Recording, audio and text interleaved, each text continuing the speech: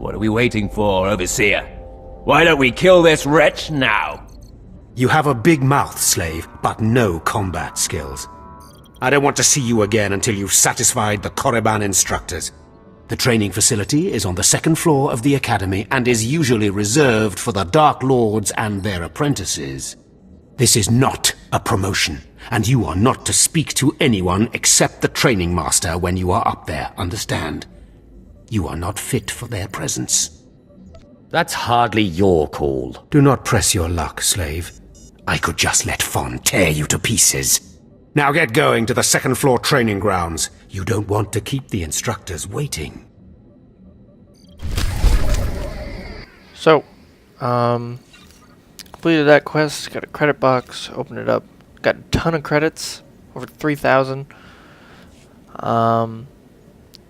There doesn't, as far as like the credits are concerned, you just seem to get thousands of credits. There's not like copper, silver, and gold. Hello there, friend. You remember my brother and me from downstairs? With Harkin, right? Sorry it had to be this way. We don't like it any more than you do. Well, maybe a little more. Now, you really don't know whether I like this or not. I'm sorry, man.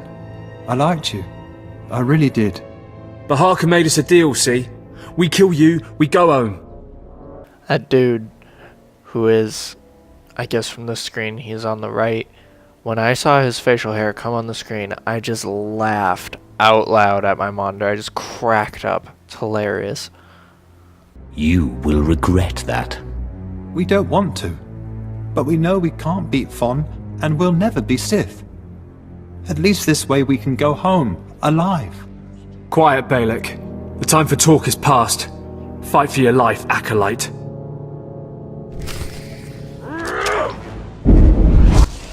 So I'm all gearing up for this fight. It's gonna be awesome. I gotta knock this guy back, and he's already dead. So that's cool. And I go do lightning on this guy, and he's dead. So that fight was much more disappointing than I had intended. Maybe I was higher level for that quest than expected. I don't know. So we're taking a shortcut back downstairs to Harkin. Even though I finished that quest pretty easily, I think from this point on I'm doing quests at a level lower than recommended because they're quite difficult. I think I should have done some more side quests to level up first and then, you know, do this stuff. Well, well. Look who shows up at long last. I half expected to hear you'd crossed some Dark Lord upstairs and finally got yourself killed. None of the others have shown up either. I assume they're dead by now, which means you and Fon are the last ones. Speaking of Fawn, he seems conspicuously absent. You only wish it, slave. No. You took so long returning, I sent Fon ahead.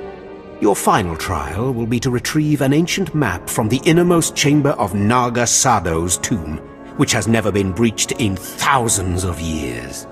But before you get the map, you'll have to awaken an ancient assassin called a Dashard that sleeps in the tomb.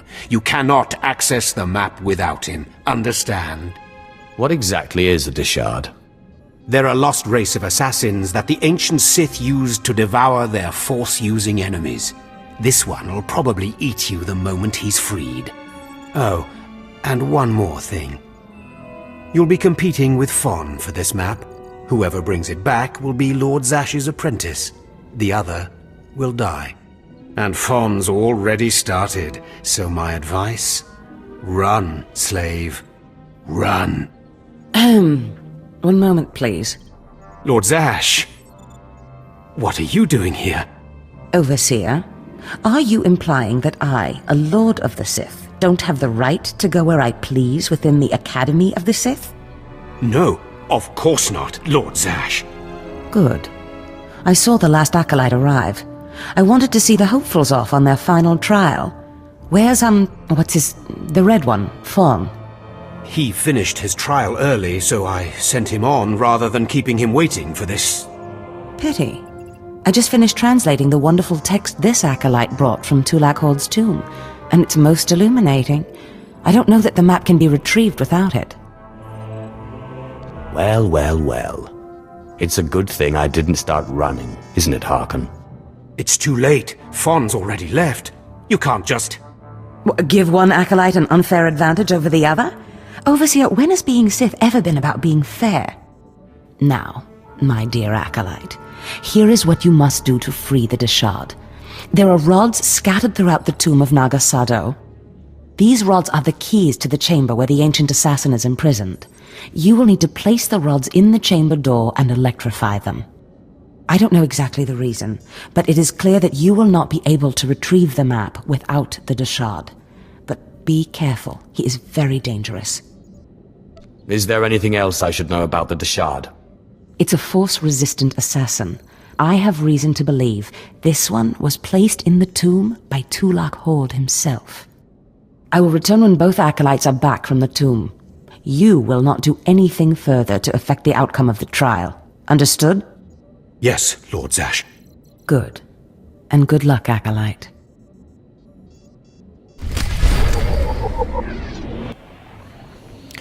So we're adding to the Inquisitor's set of armor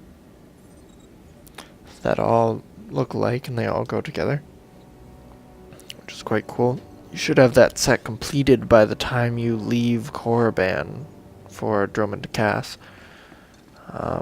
Although you may also start to get a set for an advanced class, but I'm not sure. But like I said, if you do end up doing all the quests on Korriban before you leave, you should have a complete set of Inquisitor's armor.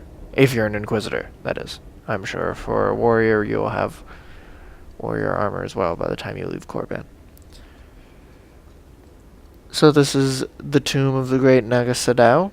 It is filled with these... Well, it's two types of enemies. You have the guard droids, and then you have these rival acolytes. And this is like the part in the first Knights of the Old Republic where you have to like train as a Sith and complete your trials. And there's parts where you can like secretly kill your rival acolytes without anyone knowing or finding out, but at the same time everyone like knows that you're killing them. This isn't like that. This is just like kill everyone, get all the competition out of the way. At least that's what it's like story-wise. So these NPCs are like other people that are trying to complete their final trial, and you're like clearing out the competition.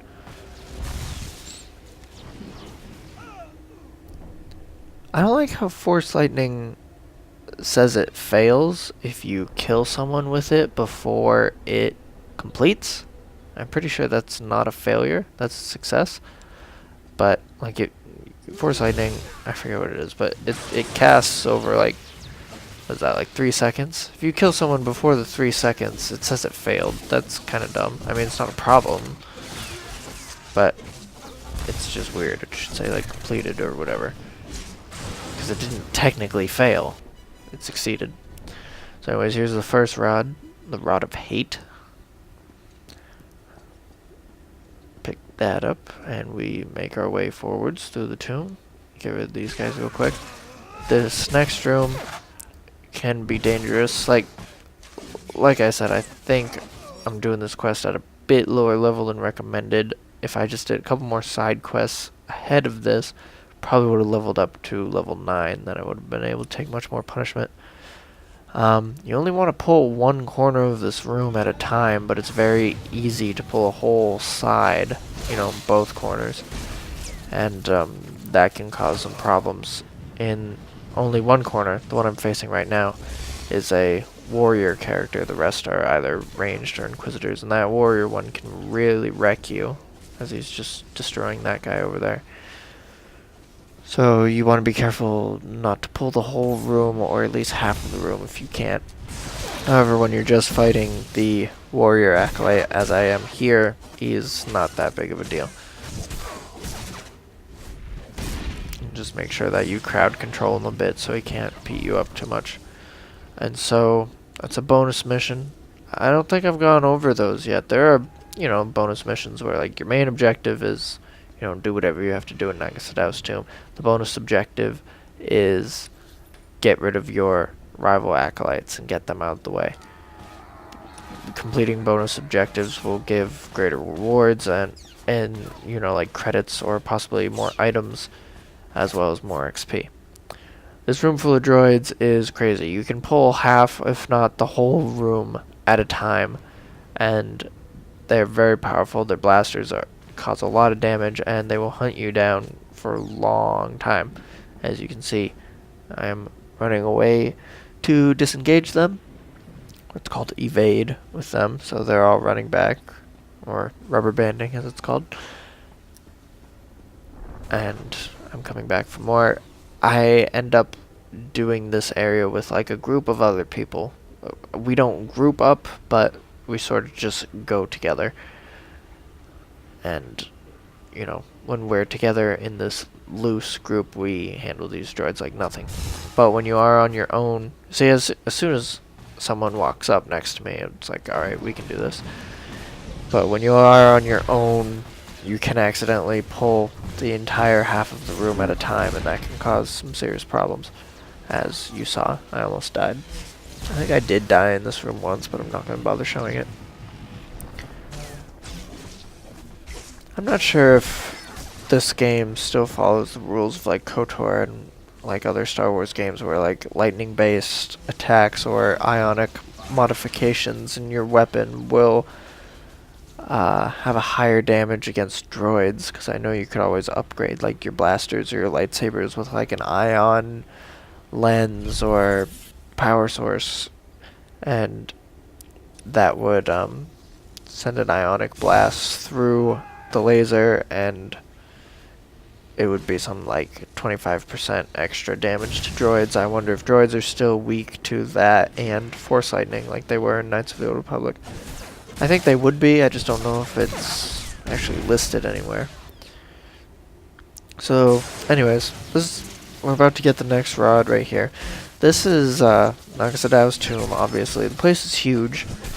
It is much bigger than Tulak Horde's tomb, which is the one that had like a massive open courtyard in it, and this one is just amazing. It's so cool.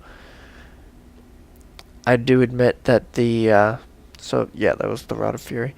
I said in one of the early videos that the Valley of the Dark Lords, which is the main area that you run around on in Korriban, didn't look anything like it did in Knights of the Old Republic 1 and 2, but I go against that now. It does, actually.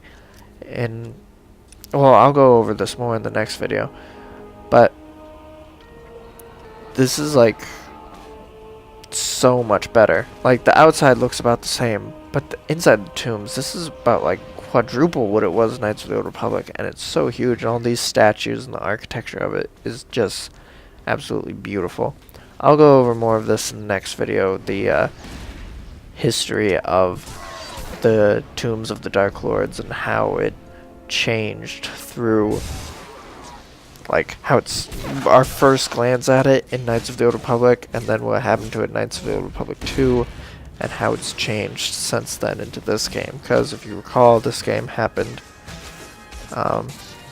or happens 400 years after the events of Knights of the Old Republic. But that's for the next video. We'll go over that later. Here we're going to get the last rod, the Rod of Despair. I just walk up and grab it because other people are killing it. That lady got it before me though, so that stinks. And these guys are basically killing everyone for me. I can't even do anything. I couldn't even click it there, so that guy got it before me. But then finally I beat this other guy to it, so hooray for me. Now I gotta go into a Sith Inquisitor, or not a Sith Inquisitor, just like a regular story area, and I don't know, it might just be for the Inquisitor. I don't know if the warrior gets a different companion. This is the area where you get your companion, so spoiler alert.